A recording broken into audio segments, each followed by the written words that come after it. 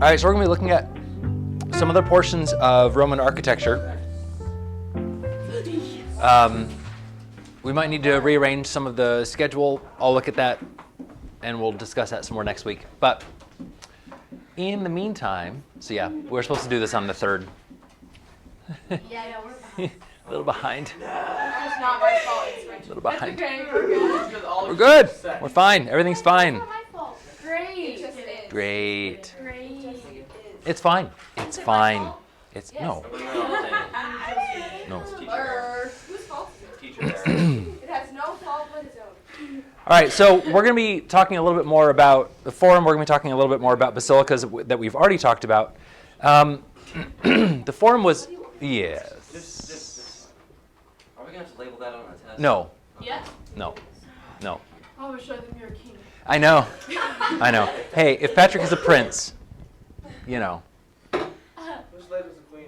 Wait, that was weird. something. Prince Okay, Anne. anyway. Queen. So we've talked about the Roman Forum, but there was a forum in other cities as well. So we're going to look at other cities. We're going to look at other buildings within the city of Rome. And keep in mind that everything that we're talking about here, if they're happening in Rome, they're happening in other places as well. Rome was an empire. So every city that they founded or took over is going to be built in some fashion according to the plan of Rome. Why reinvent the wheel, right?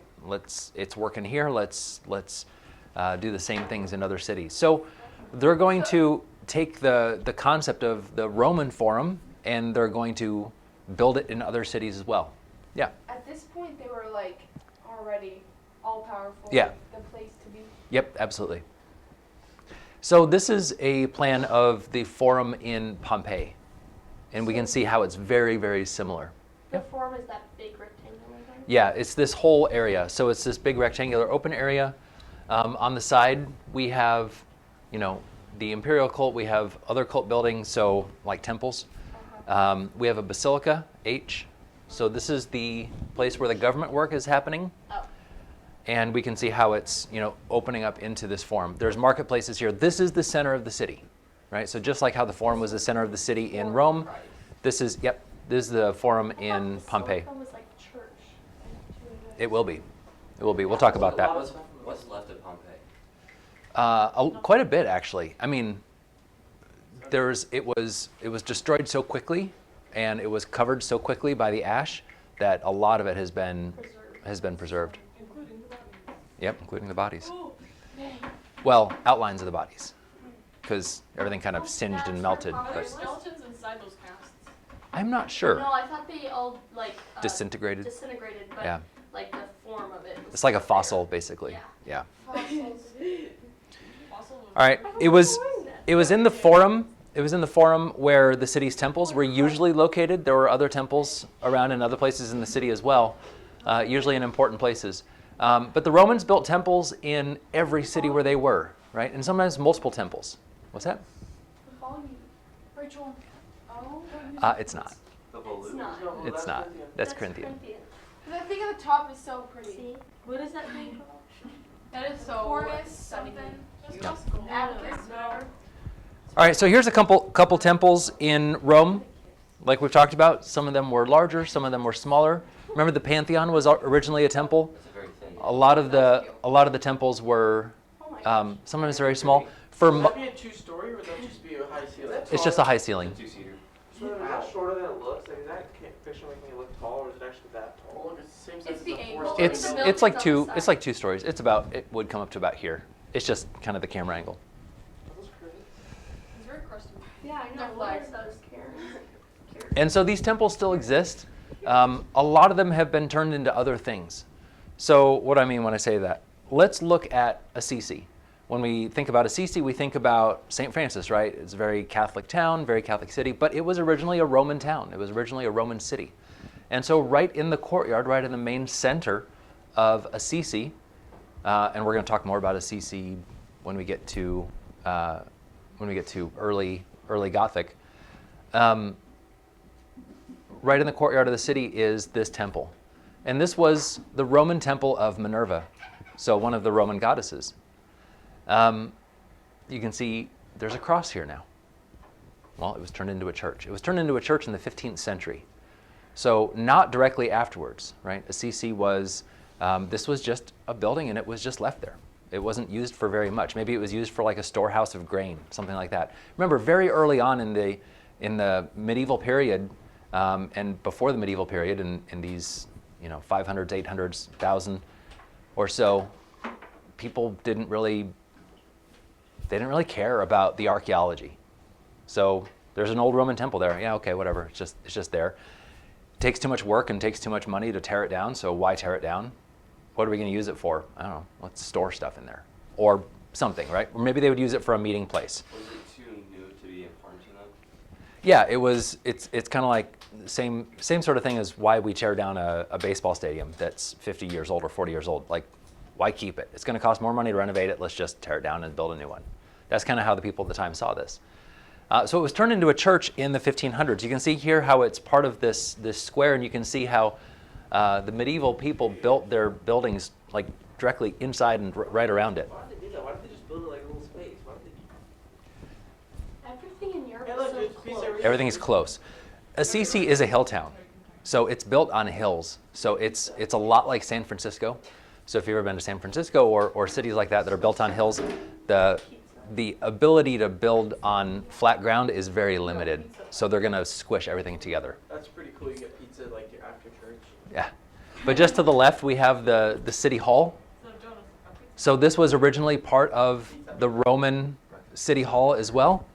And then that was transformed and turned into the medieval city hall as well. So that's a newer structure on the side. But the original, yeah, Well, that looks like more yeah, castle-y. so see the, Yeah, it looks more the medieval. previous It picture is. had construction. It is. yeah. So they were restoring it when I took that other one. But this is, This photo?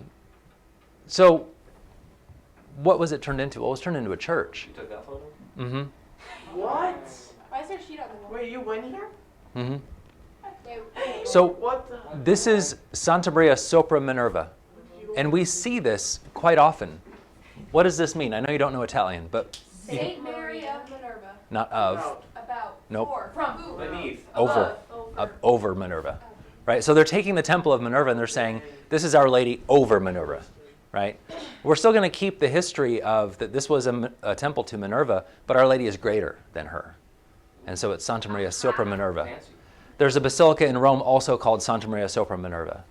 And so the early Christians, in this case 15th century Christians, would take this temple and turn it into a basilica. Why? A couple reasons. Practically, it's still standing, it's still there, it's a good building, let's use it. But the second reason is more symbolic, right? We're going to supersede, we're gonna take over this pagan temple and turn it into a temple to the true faith. So this is, it doesn't really look, it looks totally disjointed, right? We have this ancient temple and then we have this Baroque architecture from the 16th century. So it was taken over and turned into a church in the 15th century, and then in the 17th century, this is where all this stuff dates from. So how old is Santa Maria sopra Minerva? Well, depends on what you're talking about. Could be 100 BC, it could be 16 something. What makes a church a basilica? A special designation by the Pope, Oh yeah. or by, Because it yeah, by doesn't the seem like by the super Pope. big. It's not. There are a lot more basilicas per capita in Italy than anywhere else. Okay. It's a it'd be special fine. favor of the- That would be smaller than our church. Like, Oh yeah, right? for sure. Okay. Yeah, it holds maybe 200 people, 300 people, max. Yeah. Um, for all the sides, did you take the pictures? No, not all of them. Um, Some of them. Campus stuff. I mean, the. They're redoing one of this thing on the side. There's one over Is it there. a side altar? Yeah. cool. You know, like those, cups or those pictures that It's like like art. see something and then you turn it at an angle. and Just it's something else. Close. Yeah. That's what those paintings look like. Yeah. What's like the little thingies up there? Are those like, These no, keep going, up no? The balcony? Yep, right there. a little balcony. The choir. Maybe a choir. I'm not sure. Oh, that'd be a cool Yeah. fireplace. Rod or that thing going across the top. It's called a tie. Zip line. So the walls don't fall apart? Mhm. Zip line. Oh wow. You'll often see these on walls. You'll often see them on walls, especially with masonry constructions with bricks or smaller stones. So you'll have a wall like this, and it has masonry or whatever, and then you'll see usually sometimes it looks like this, or sometimes it's a triangle like this, and it's a plate made out of iron, and it has like a bolt running through it, and then there's one on the other side as well, and so it keeps the walls from doing that. It holds it together. Hmm. So that one cord holds the building. There's 2 or 3 more.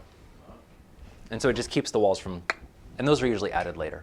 How do they add those? Because They just- you only tied into one brick. No, it's fairly large, Okay. so it's tied in. Okay. I'm not exactly sure how it's, why they do where they do it, but it's just enough to keep it from, it's enough tension. Okay, so that's Roman temples. Basilicas. Again, wherever the Romans went, they built basilicas. This is in Trier, current day Germany. This was built in the 4th century towards the end of the Roman Empire. Again, what is a basilica? In Roman times, a basilica is simply a meeting house or a council room. It's where the government was taking place. But again, Christians said, hey, this is a great place for us. Now, how is a basilica used? Again, as a court or as a place of government. And usually, yeah. So did the Romans make it down to Africa or Egypt or anything like that? Uh-huh.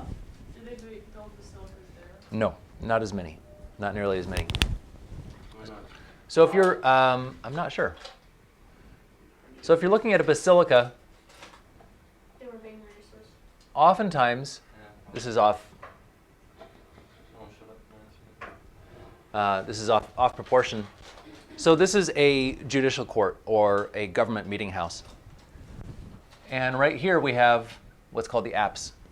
And there's this seat here, and this is where the judge is going to be presiding. So usually there's some sort of rounded corner or rounded area where the judge is presiding. The entrance would be on the opposite side of the office. Yep, the apses or the entrance is here. Or maybe sometimes there's another one here, or whatever. Okay, so the Christians are going to look at this and they're going to say, hey, this is perfect. And so let's turn this into a church. This is a perfect spot for the altar, right? And so still today when we talk about our churches, we still call this the apse. That was the original Roman term for where the presider sat. But it's like simple. It's very simple. So a lot of these early basilicas, It looks like an entire bananas. a lot of these early Roman basilicas are, again, very plain. They're utilitarian. They don't need to be super fancy, right? They're not temples. They're not supposed to be really gilt and finished with beautiful things. It's meant for law and for order. And so the Christians are going to take this over, and sometimes they're going to decorate and turn them into something beautiful, but sometimes they don't. Yeah. Were those windows the Roman windows? They were, obviously they've been replaced with newer glass, so they would either be open to the elements or there would be some sort of a window or a covering. That's crazy. It just They were able depends. to, like, support that, 'cause that's like Mhm. How was the organ all the way up there? Organ? Oh, Yeah, up there. No, No, up. up to the right. To the right. Oh yeah, those are the pipes. Oh, whoa. dang. So you Yeah. go, So like, where's the actual through organ? the floor? Mm-hmm. So how do they run the pipes up there? Like underground? Mhm. Oh. That's a I lot thought of he sat up construction. there. He's up there. He's like climbs a rope Okay. up That's there.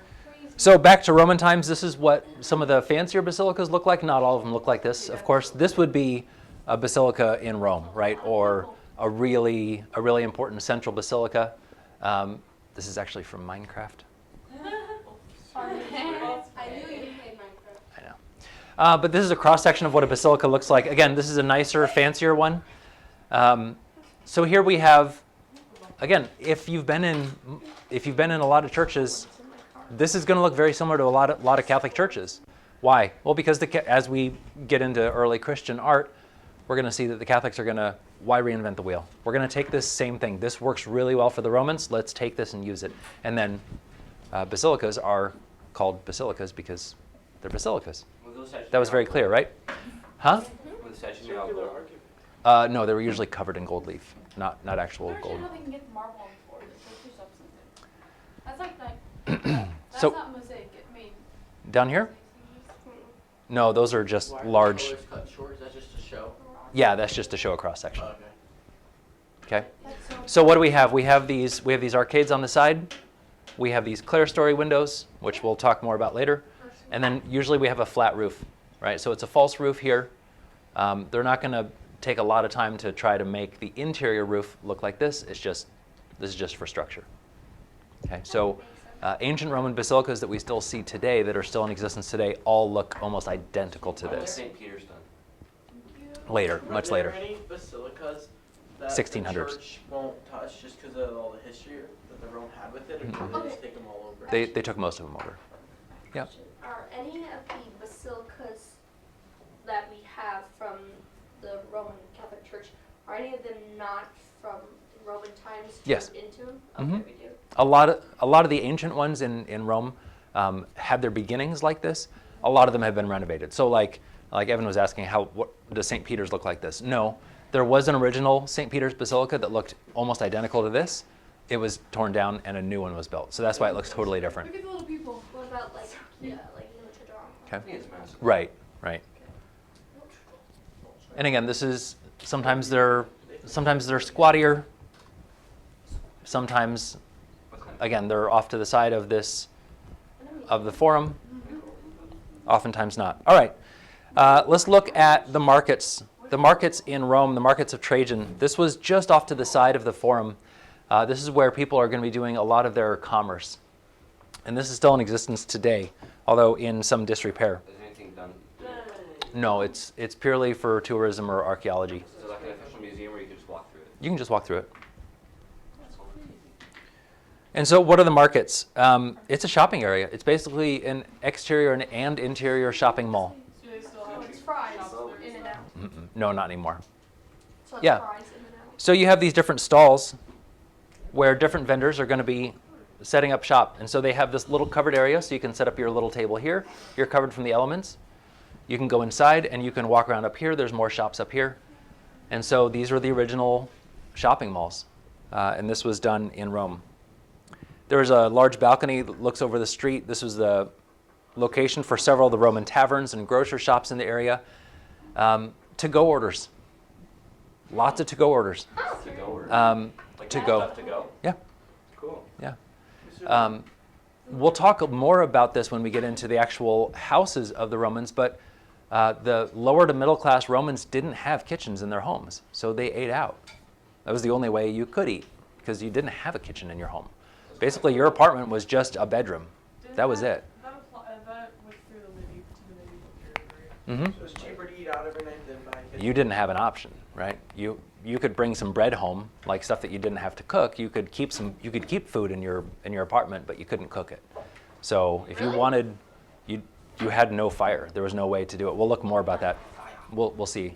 You'll see in a second. Why are there marketplaces like? I mean, it's not really it's complex. Like, why didn't they just do a big open area with? Like, why do they make it look so grand for just a market? It's Rome. Is it This is Rome, right?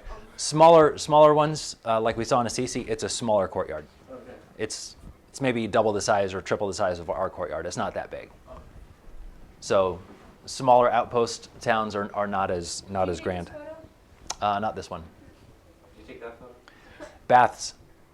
Yeah. Baths? my dad took it. Baths. People need to take a bath. So how do you do that when you don't have indoor? Apartment? Huh? They didn't have anything at their like apartment? Nope. When you don't have indoor plumbing, how do you get clean? What? Yeah, sorry. Would you have to go to this thing like every day then? No.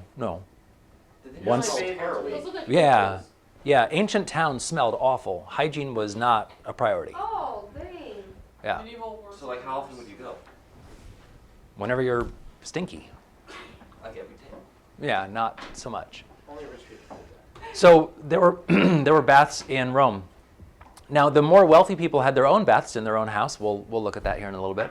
But if you're living in basically an apartment complex with no running water, you have to go somewhere else to get your baths done. So the Romans set up this entire system of baths, and it turned into this kind of social thing as well. Now, it was divided between men and women, obviously, but it was a place to go and see and be seen, literally and figuratively. There was a lot of business done in the Roman baths. This was a social thing, right? It wasn't seen as weird, right? They were This was selling goods? no, they weren't selling goods, but they were but this is where you would go and get clean. The baths were open to any Roman citizen. The baths were open to any Roman citizen. If you weren't a citizen, if you were a slave, you couldn't get into the baths. So you had free access to this. This was part of the. So if you were, you could or couldn't? If you were a Roman citizen, you could get in. Not a slave. Right. So slaves just didn't. So slaves just didn't, or they got some water from a well or from a faucet, and they just cleaned themselves wherever they could. But this was, Rome was, we think about all the benefits of being a citizen, say, of the United States, right?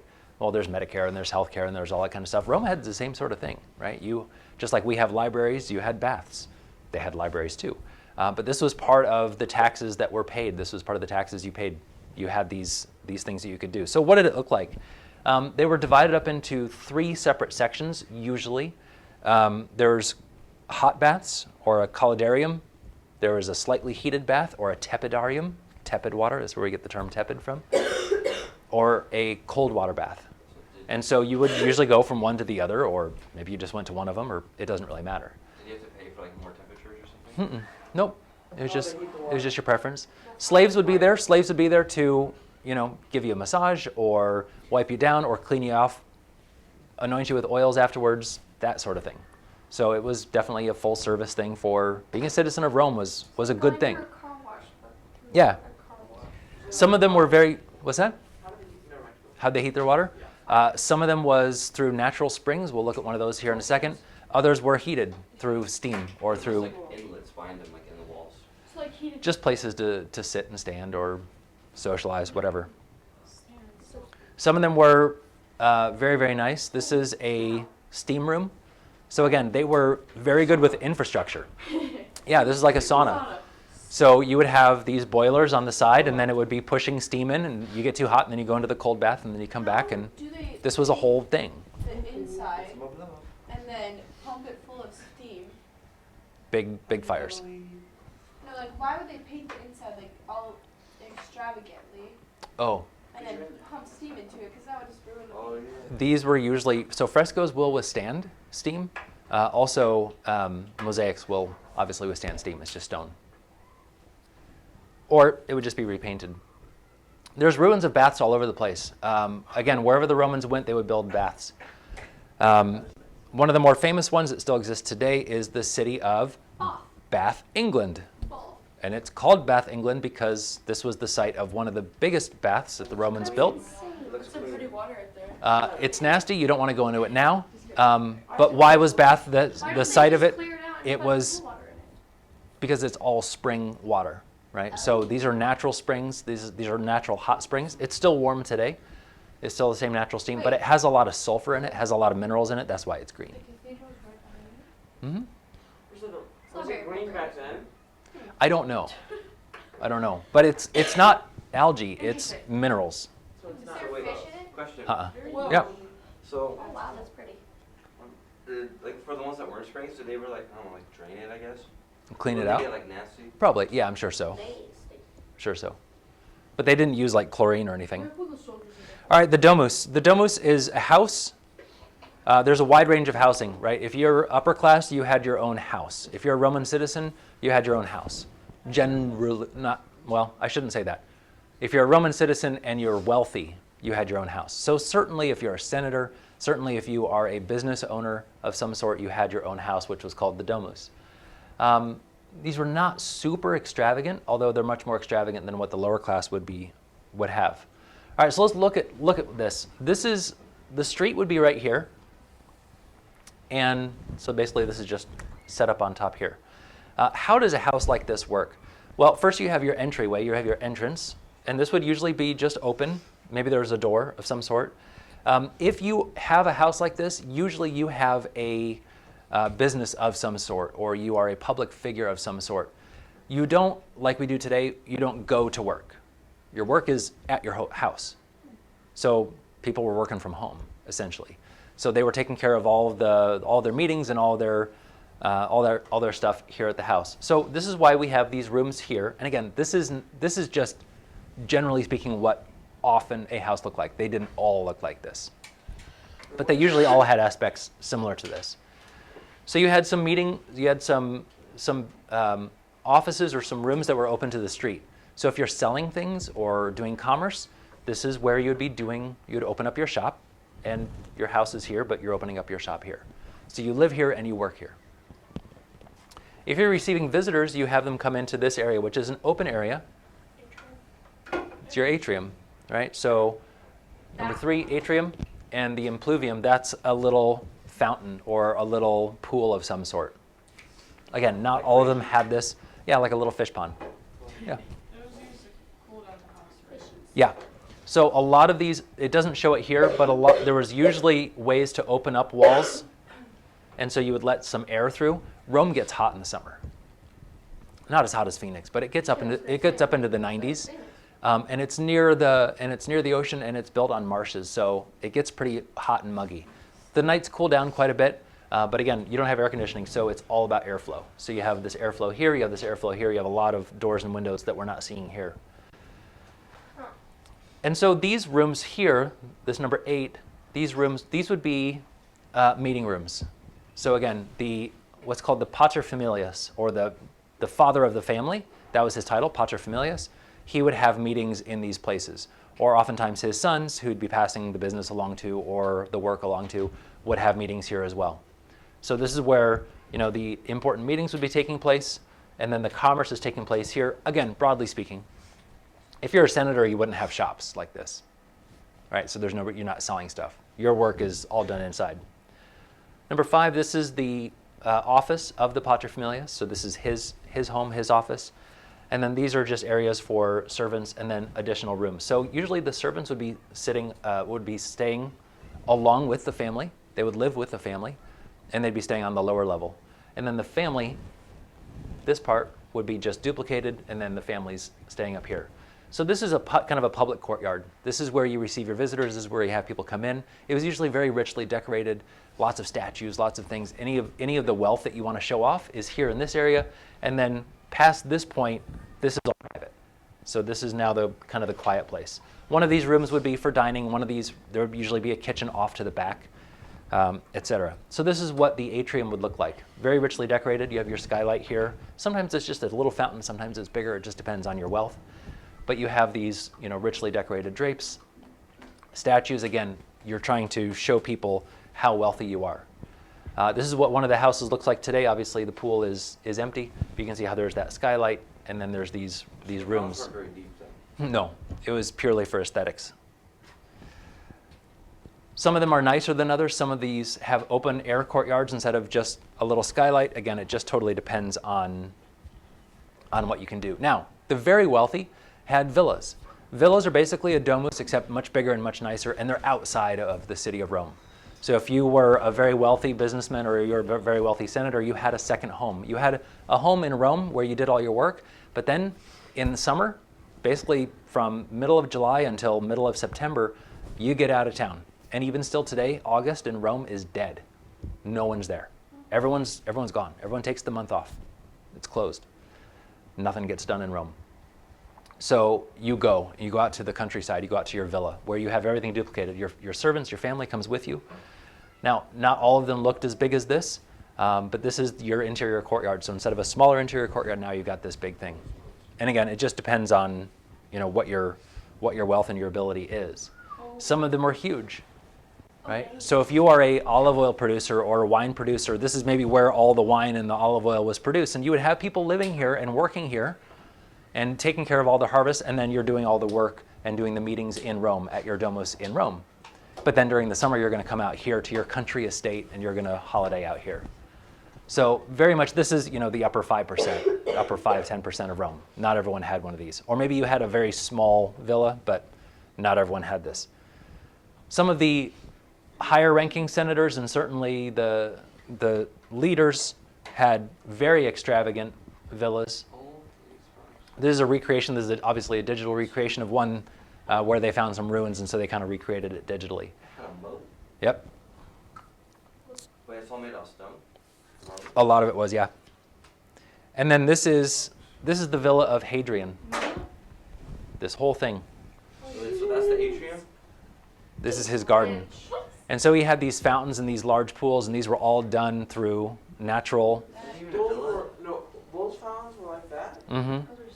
Is that even a villa at that point? Yeah. Yeah.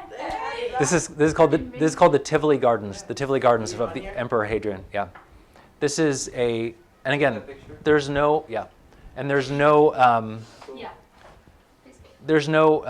plumbing. I mean, there's plumbing, but there's no pumps, right? This is all coming in from aqueducts up here. And it's being forced through.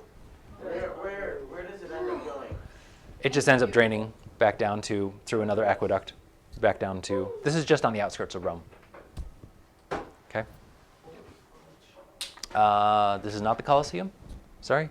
All right. So insulae. Insulae are basically apartments. So like we talked about, if you are, the 50% of people who can't afford a domus in the city of Rome, you're going to live in these insulae. These are lower class people, still citizens of Rome, or maybe some of the servants are going to live here as well. So people who don't have their own means have to work for other people. They're going to live in what are called these insulae. And so if you look at it, it looks very similar to kind of a medieval or even a sort of modern building. There's several stories. Usually on the bottom story you have all the shops, some additional shops, food stalls, things like that, and then people are going to be living up higher. The higher you live, so it's opposite from today. The penthouse apartment today is seen as the really ritzy, nice one, but back then there's no elevators, there's no running water. So if you lived up at the very top, those were the cheap ones. Those were the low rent apartments. Why? Because you got to carry your water up there, because you have to walk all the way up there. You have to carry all your stuff up there. So it's better to live here if you can. The lower class you are, the higher up you go.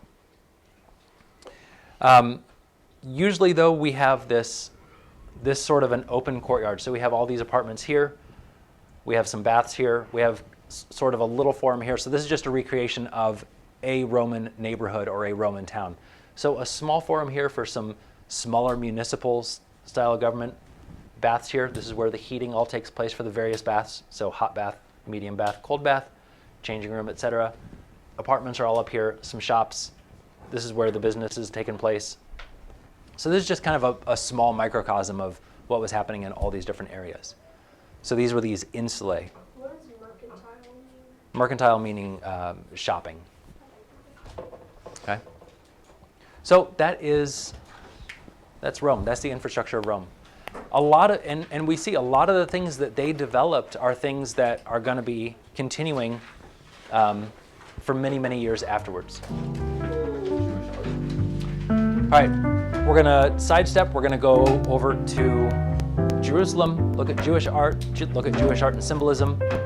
We're just going to have one class on that, and then we're going to start getting into Christian art and symbolism. Yay. Yeah. This is all during